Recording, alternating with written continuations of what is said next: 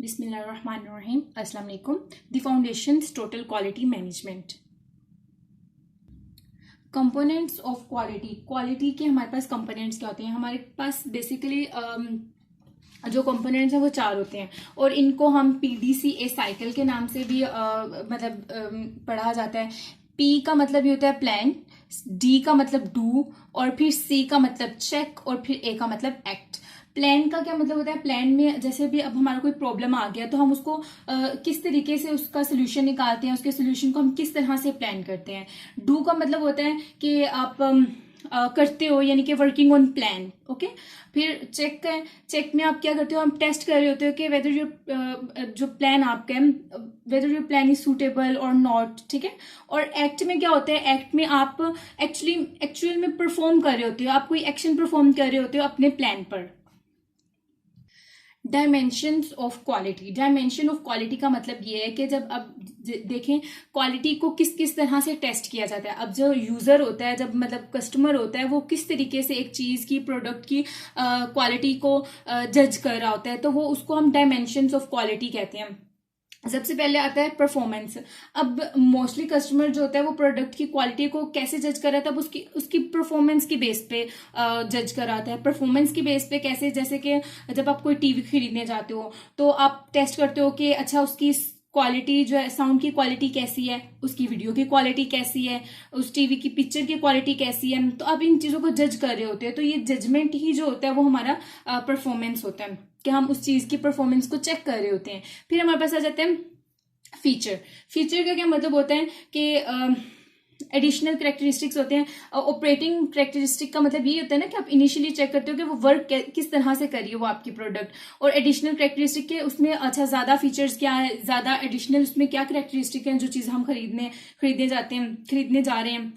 अब for example जैसे TV की एग्जाम्पल दी है, तो अब इसमें फीचर्स क्या आ जाएंगे कि अच्छा आप टेस्ट करोगे कि अच्छा जो टीवी हम खरीद रहे हैं वो स्मार्ट टीवी है या नहीं है। ठीक है। उसकी स्क्रीन का साइज क्या होगा, अच्छा उसमें नंबर ऑफ HDMI पोर्ट कितने होंगे, अच्छा वो 4K वीडियो सपोर्टर है या 8K वीडियो सपोर्टर है। तो अब इस तरीके से ये हो जाता है एडिशनल फीचर, आप एडिशनल करेक्टरिस्टिक्स उस प्रोडक्ट में चेक कर रहे होते हो। तो एडिशनल करेक्टरिस्टिक्स जो होते हैं वो हमारे पास फीचर्स होते हैं।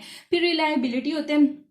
रिलायबिलिटी नाम से हमें पता चल रहा है कि स्पेसिफिक टाइम पीरियड है, यानी कि जो आप चीज आपने खरीदी है क्या वो रिलायबल है या नहीं है, वो कितने टाइम तक यूज की जाएगी। फॉर एग्जांपल अब जैसे आप एक फ्रिज लेके आते हैं, ठीक है, तो आप देखते हो कि वो फ्रिज की वारंटी होती है 10 ईयर्स। अगर वो फ्रिज 1 साल बाद खराब हो जाए तो आपने वो 2 लाख की, 3 लाख की, जितनी में भी वो फ्रिज आपने बाय की हुई है, तो आप पहले आप यही रिलायबिलिटी उसकी चेक कर रहे होते हैं कि हम अगर इतनी महंगी चीज ले रहे हैं तो वो कितने टाइम पीरियड तक चलेगी। तो अगर अब वो 1 साल बाद ही खराब हो गया तो मतलब ये कि वो जो आपकी प्रोडक्ट बनी है वो रिलायबल है ही नहीं है। ठीक है। ऐसा नहीं है कि आप इतनी महंगी कोई 3-4 लाख रुपए की चीज लें और वो सिर्फ 1 दिन चले। ठीक है। तो आप उस जो भी एज अ कस्टमर जब आप कोई चीज लेने जाते हो तो आप उसकी रिलायबिलिटी भी चेक करते हो कि अच्छा ये जो चीज ले रहे हैं हम इसकी वारंटी कब तक होगी। फिर उसके बाद हम कन्फर्मेंस। अब कन्फर्मेंस में क्या आ जाता है कि हम देखते हैं फॉर एग्जाम्पल जैसे अगर मैं प्रोड्यूसर हूं तो मैं अपनी चीजें जो प्रोड्यूस कर रहा हूं तो मैं ये देखूंगा कि क्या जो चीजें, जो प्रोडक्ट्स मैं बना रहा हूं वो यूजर के स्टैंडर्ड के मुताबिक है या नहीं है। ऐसा नहीं है कि अब यूजर कुछ और चाह रहा है और मैं कुछ और ही प्रोड्यूस कर करके दी जा रही हूँ। ठीक है। तो ये कन्फर्मेंस में आता है कि आपकी जो चीज है वो आपकी स्पेसिफिक स्टैंडर्ड को मीट कर रही है या नहीं कर रही। अगला पॉइंट जो हमारे पास है वो ड्यूरेबिलिटी है। ड्यूरेबिलिटी में अब क्या आ जाता है कि अब आप क्या करते हो, आप अपनी जो प्रोडक्ट होती है आप उसकी लाइफ देखते हो, यानी कि वो कितनी देर तक रिलायबल है। रिलायबल का मतलब क्या, मतलब उसके साथ ही इसका कंसर्न है कि रिलायबल है। लेकिन ड्यूरेबिलिटी में ये होता है कि आप बार बार उस चीज को यूज कर भी सकते हो या नहीं यूज कर सकते हैं। फॉर एग्जाम्पल अब जैसे हम एक सेल, जो क्लॉक के पीछे एक सेल हम डालते हैं वो लेके आते हैं, तो हम देखते हैं कि उसमें ड्यूरेबिलिटी नहीं होती। आप उस क्लॉक के सेल को एक बार ही यूज कर सकते हो, जैसे ही वो सेल चलना बंद हो जाता है आप उसको फेंक कर नया ले आते हो। ठीक है। लेकिन इसकी निस्बत जब आप कोई ग्राइंडर मशीन लेके आते हो तो ऐसा थोड़ी ना है कि आप उसको लेके आए हो और जी आपने वो 5-6 हजार की जितने की भी खरीदी है, मुझे प्राइस तो नहीं पता, लेकिन जितने की भी आपने खरीदी है और वो सिर्फ एक बार चलिए उसके बाद वो चलना ही बंद हो गया। तो ऐसा नहीं है कि मतलब आप जो प्रोडक्ट्स बना रहे हैं आप उसमें ये भी चेक करते हो कि ये बार बार यूज किए जाएगी या नहीं किए जाएगी।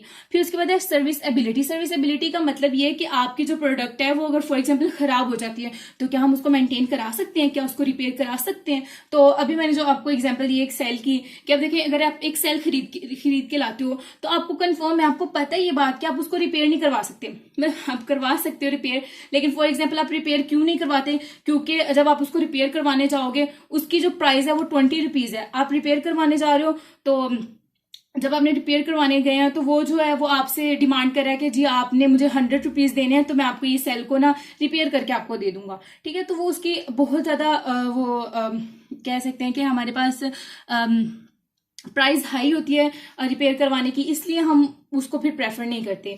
तो सर्विसेबिलिटी में आप ये टेस्ट कर रहे होते हो, ये चेक करते हो कि क्या हम इस चीज को बार बार यूज कर सकते हो। फॉर एग्जांपल जैसे आप वॉशिंग मशीन है, आप उसको सर्विसेबिलिटी उसकी होती है कि आप उसको मेंटेन कर सकते हो, आप उसको दोबारा रिपेयर करवा सकते हो। ठीक है, फिर उसके बाद है एस्थेटिक। एस्थेटिक जो है वो नाम से पता है कि प्रोडक्ट जो होगी हमारी किस तरह से नजर आएगी।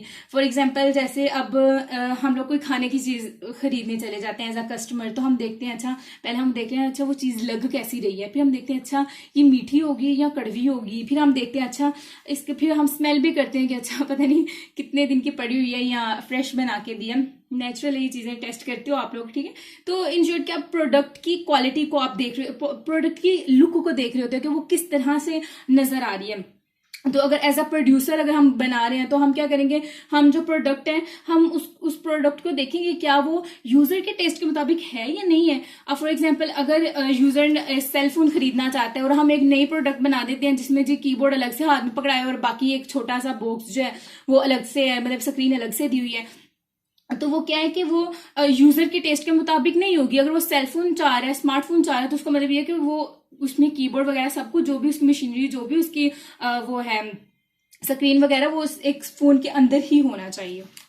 फिर उसके बाद है परसीव्ड क्वालिटी। परसीव्ड क्वालिटी का मतलब होता है कि आप प्रिस्क्रिप्शन होते हैं, इसकी एग्जांपल मैं ऐसे देना चाहूंगी कि अब देखें जैसे हम ऑनलाइन कुछ भी दराज से कुछ भी मंगवाते हैं, हम एज अ कस्टमर है तो हम क्या करते हैं कि हम देखते हैं कि जो प्रोडक्ट हमने मंगवाई है हम उसके नीचे रिव्यूज देख रहे होते हैं। ठीक है, अब वो जो रिव्यूज अगर तो वो बहुत अच्छी होना तो हम वो प्रोडक्ट पे थोड़ा सा कहते हैं अच्छा इसके ऊपर ना प्रिस्क्रिप्शंस काफी अच्छी आई हुई हैं, मतलब लोगों के रिव्यूज काफी अच्छे आए हुए हैं, तो हम इस चीज को खरीद लेते हैं। ठीक है, तो ये प्रिसीव्ड क्वालिटी के अंडर में आता है। ठीक है,